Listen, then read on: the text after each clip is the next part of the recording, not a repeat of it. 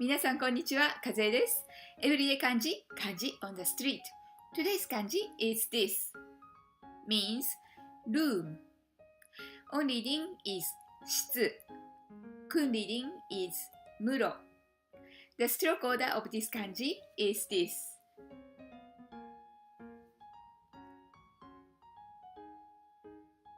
So you've learned this kanji, kids, means eat, drink or smoke. And cha or sa, you've learned yesterday, is tea, right? So there is a word, kissashitsu, means tea room or coffee shop.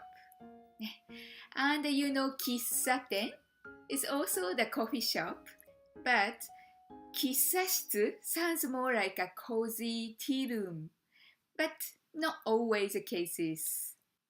Okay, here are what you will see the kanji shitsu on the street. Okay, that's all for today's lesson.